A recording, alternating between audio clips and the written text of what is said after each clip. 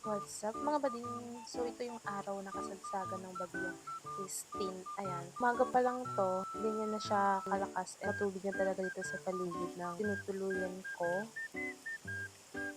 Ito yung likod niya guys. Yung likod kasi namin is may ilog. So ayan, medyo mahangin na dyan. Hindi kalakasan yung ulan, pero yung hangin malakas.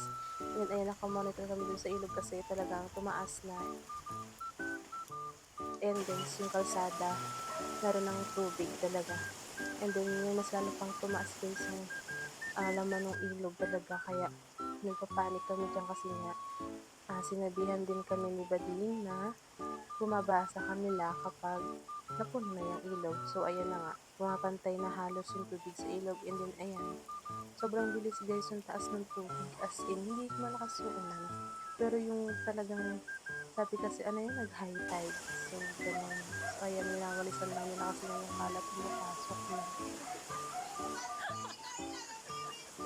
So, ayan guys, sobrang lakas din talaga ng agos. And then, ayan, pakita nyo naman dyan. Talagang pinasok na kami guys. And then, ang dami pang dumi. Ayan guys.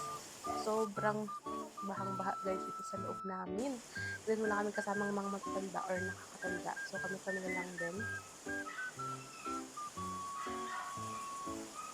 Then, ito yung kwarto ko guys. Kita-kita nyo. Pinasok na talaga. And then, ito yung kwarto ni Bading. Ayan. So, buti na talaga may katre. Nandiyan ang aking mga anak. Talagang kinakabakabahan yung si Luna ko. Nangangatog yan talaga.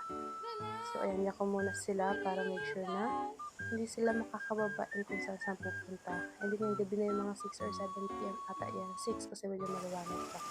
Ayan guys, mas tumaas siya. And then, may na pa rin yung ulan. Kita niyo naman.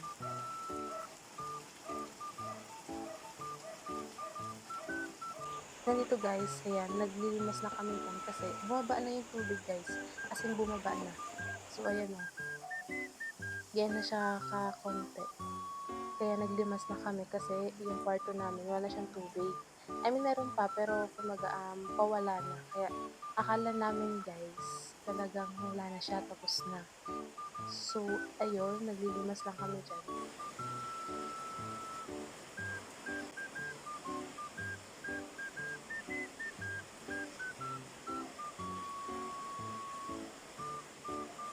And then dito, ayan, kita nyo naman talaga yung tubig ng kwarto na tinutulugan ko. Ayan, nakasayaw pa. And then, ayan, lilimas lang. Ayan yung first na limas namin kasi may second guys. So, ayan, kita nyo naman yung pinagkaiba. As in, wala na talaga yung, I mean, may tubig pa. Pero kita nyo naman, naiga-iga na siya. Ayan yung kabilang kwarto. Kita nyo yung mga anak ko. Then, ayan guys, kitang-kita nyo guys, yung pagkawala talaga ng tubig niya. Yung before and after, nung may baha and wala. Ayan, akala namin tapos na. Kaya naglinis kami, di ba? And bigla siyang tumaas, guys. Biglang rumagasa na naman yung tubig. And then puno, mas tumaas pa siya as in. Inabot na yung katre namin. I mean, yung katre ng bading. Ayan, kita nyo naman, wala hita talaga yung taas ng tubig. Compare sa una. And then, ayan ako, guys. Inaayos ko na yung mga gamit ko na baka maabot, di ba? So, kinabukasan, ayan, kitang-kita nyo, di ba, ang bakas ng isang Christine. And then, ayan yung kabilang kwarto ni Bading. Grabe. Putik talaga. Pahirapan talaga maglinis. After talaga ng linis, ay sakit talaga ng katawan ng mga bading na to. So, ayan, simula labas, ganyan yung itsura, kinabukasan, grabe. Buti na lang talaga guys, hindi talaga nag-high tide nung sabi is 1 a.m. to 2 a.m. kasi gising na gising pa ako nung kasi nga baka nga mas tumaas, baka yung gamit namin nasa katrin na nakalagay sa upuan is abutin. So ayun, kita-kita nyo guys, oh, sobrang kalat talaga. As in buo, wala labas hanggang loob, CR, talaga humapa-kwarto. Sobrang dumi, ayan, kita-kita nyo naman. Advantage talaga na may second floor, kahit pa talaga hindi kami inabot doon kami natulog kasi kung wala, ay nakabot kami. So after nyan, ayan, habang naglilinis sila bading, ako is, ayan, inumpisahan ko na maggayat ng mga rekado para sa sopas. Yes, magsopas kami dyan, yun yung kakainin namin para ganaganahan sa paglilinis ng buong kabahayan talaga.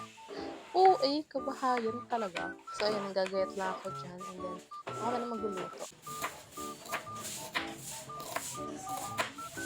So ayan, luto na.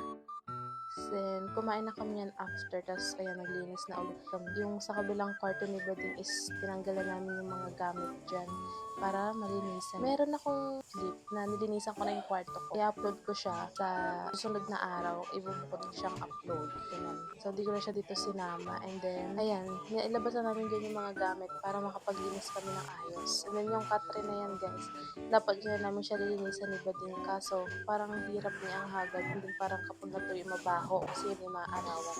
Which is, wala pa namang araw yan. Pero nilabas namin, ay nagpatulong na kami sa classmate namin. Kasi ang bigat talaga. So, nilabas namin, doon namin nilinisan kasi naambon-ambon para kahit paano mabanlawan din.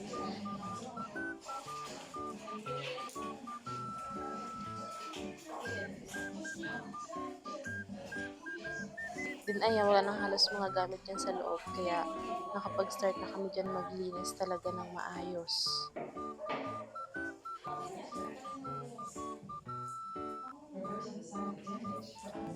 So, di ko na pinakita yung paglilinis namin kasi i-upload ko rin siya sa ibang araw. And then, ayan yung after, kita nyo naman.